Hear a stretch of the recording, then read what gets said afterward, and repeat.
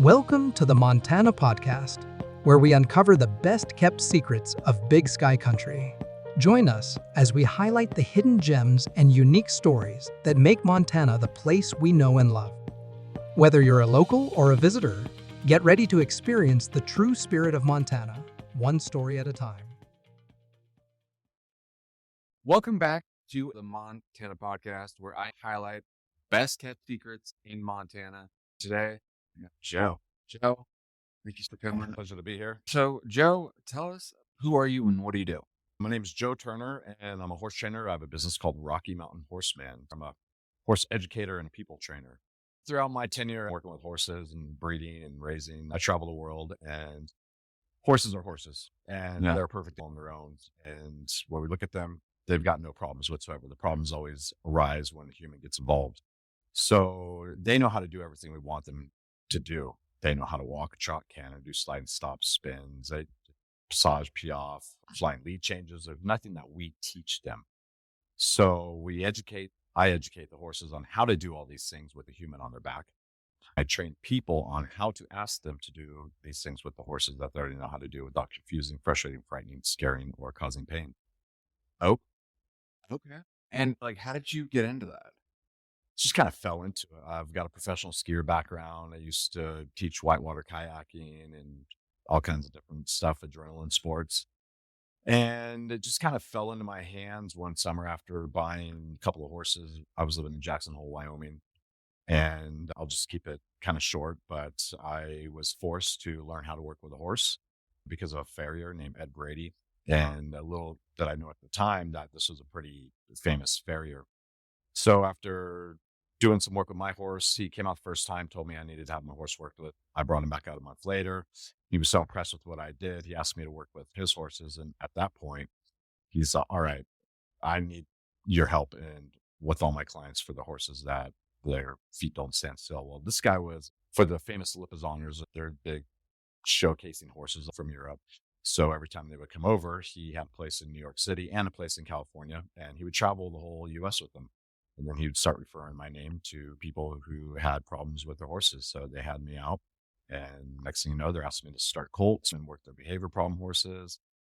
In 2013, I got invited over to Europe to represent America in a colt starting competition. Oh, really? That's where we had 3-year-old Oldenburg stallions. There's a thing called Road to the Horse in the States that started it all. But we had 6 hours over 3 days to see what we could do with these untouched horses, pretty much wild. And so after that competition, I won, and they asked me to start teaching clinics and what I do. So I've been traveling the world doing that for the last 12 years or so. Really?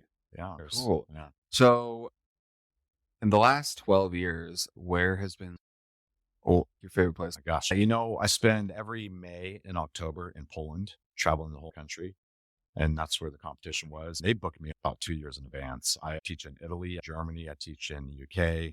I just was in the UK twice this summer teaching clinics. I teach clinics here in the States all over, but I've got a place in Three Forks. And so that's under construction at the moment. So I haven't really done any clinics this summer, but building a barn, home, and a working ranch, host people from overseas, show ride and learn about the horses. I work with Dr. Stephen Peters, who has developed what's called evidence-based horsemanship. We study the brains of horses, and I'll be teaching a clinic with him over in Poland in August of next year.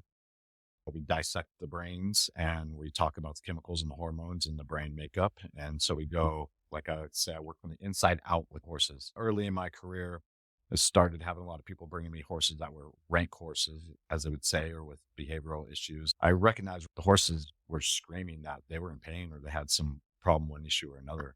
And so people didn't know how to read the body language and understand what the horse was saying to them. Because the horses are constantly talking to us. The question is are we listening? Do we know how to respond back?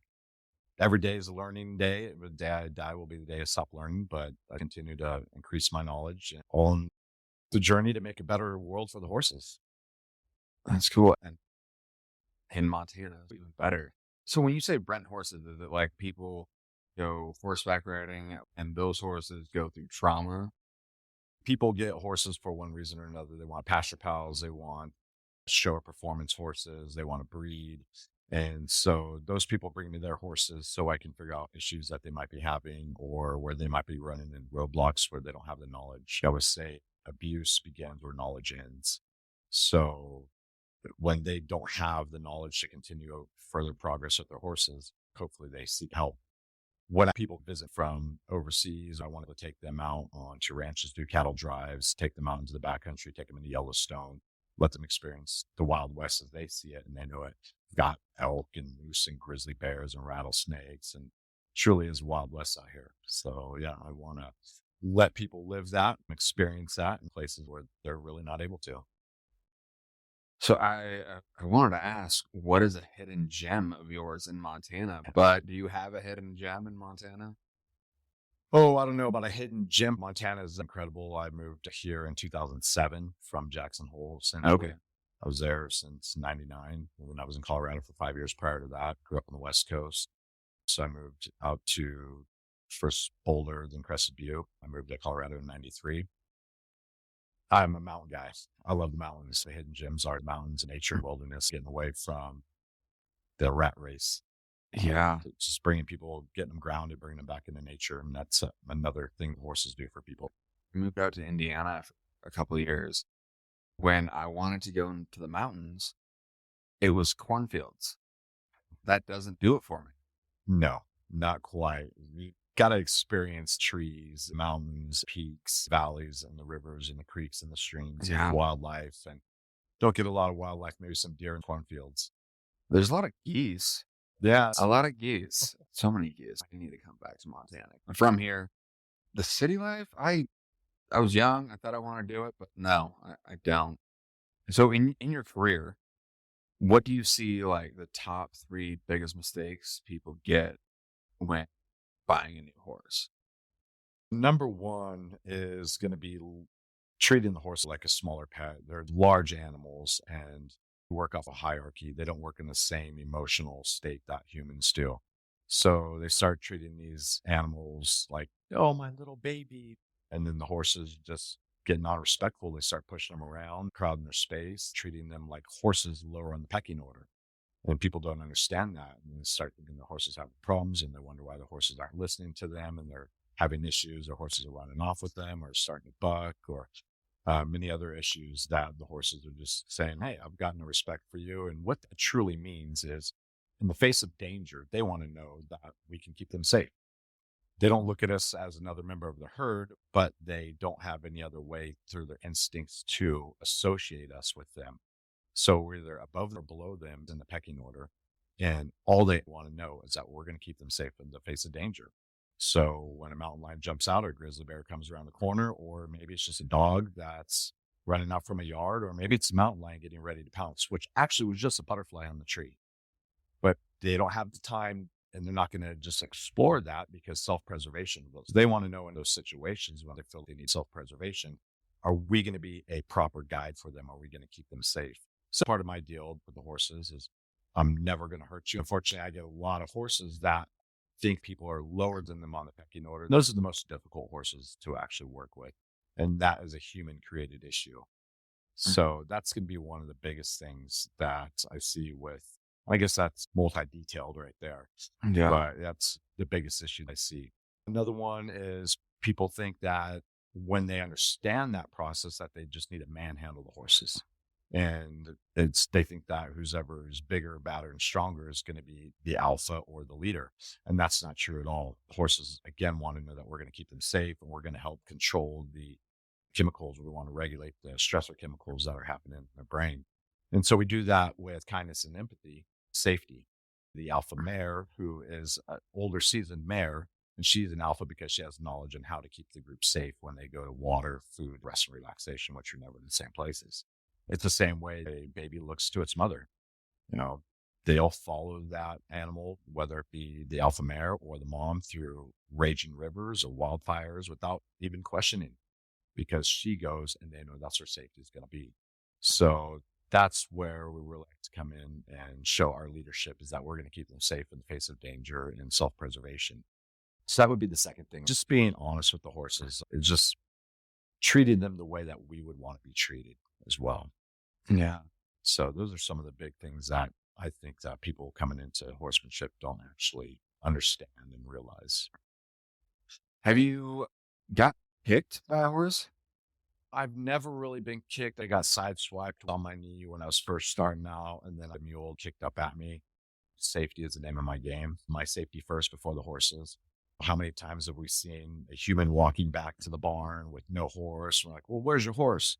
Oh, he's out there dead or injured on the trail. That never happens. What we see is a horse comes back without a human. Where's your human? Oh, he's out there on the trail. You better call an ambulance. Yeah. So if anyone's ever going to get hurt, it's going to be the humans. They're half a ton animals. I'm 150 pounds. There's nothing I can do to hurt the horse, but I can sure be hurt. First and foremost is safety for me, then the horses.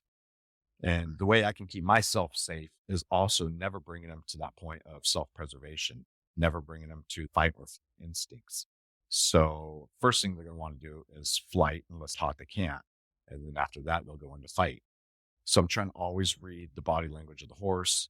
And even when they are upset for one reason or another, unfortunately, a lot of people treat their horses the way they want to be treated, and they give them a bag of potato chips and a couch and a remote control, and then their horses get obese, which is really, really bad for the horses, first and foremost on their organs and their joints, and it's never good for their attitude either, because then we start asking them to work, and they're like, this hurts, this isn't pleasant, I don't want to work, I'm not physically fit. Horses are naturally fit.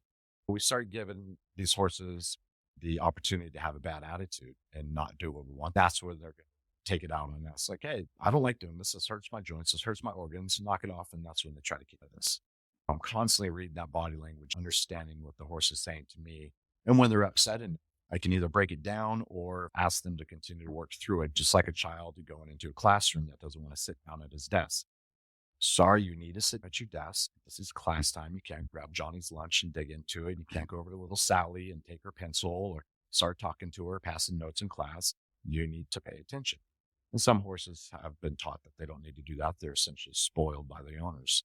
So they, like some little kids do, they hit and kick and just start screaming and have a temper tantrum.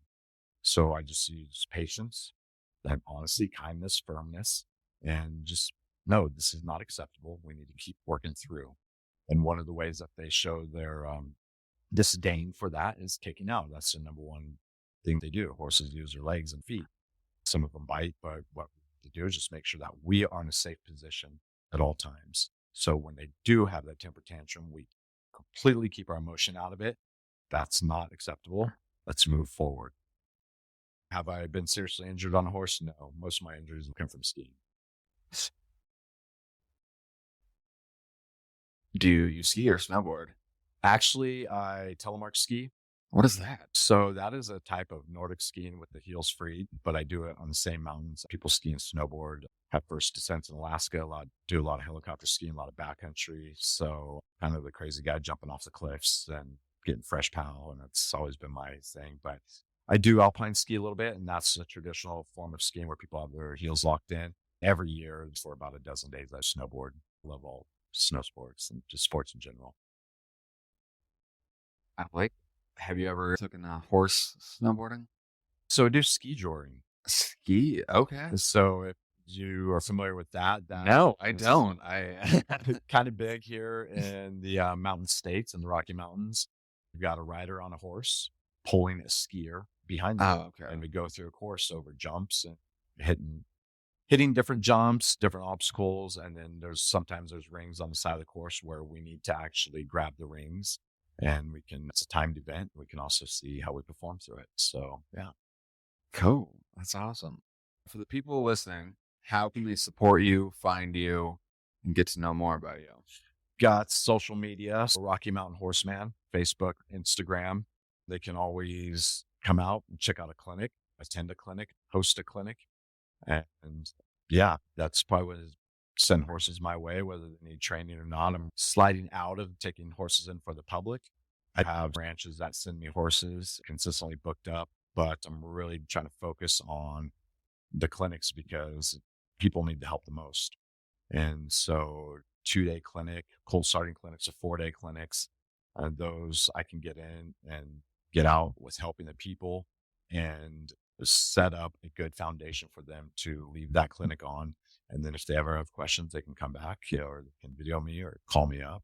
We can just work through things. A lot of times I go to them personally or they come to me and we do lessons. Clinics are one of the big things I'm starting to focus on because I'm able to make the most impact for the horses that way. I love it. I love it. Like when I was a kid, my dad would take us horseback riding, and like I was just a little punk. I was like, this is stupid. And then like we had horses like growing up, but I never went and rode them. Now, hindsight, I wish I took that opportunity. We had a horse in my backyard that was a punk. Maybe It's never too late. Let's get you on a horse. I breed Rocky Mountain horses, and that's a gated horse. And so people, as they get into their seasoned years, they really like these horses. Their demeanor is incredible. We say they're born broke. They're beautiful horses. If you've never heard about a Rocky Mountain horse, check them out or come to me. But they are gated horses. And so what that means is they have an additional gate in between the walk and the trot, and also between the trot and the canter. It's super smooth, no percussion. You feel like you're floating on a cloud, which is good for the seasoned folks who have back problems or anyone who's got back problems for that matter. They're just super smooth. That's not how I got my name, Rocky Mountain Horseman, but it all just kind of intertwined together later in life. how did you get your name? Rocky Mountain. I've been to the Rocky Mountains and I'm a horseman. Fair enough. Thanks for tuning in to another episode. Check out Joe, the Rocky Mountain Horseman. I know lots of people are going to be checking it out. When we're done, I'm going to look you up more because this sounds fascinating. Thanks again. Thank you. It's been a pleasure. Thanks, everyone.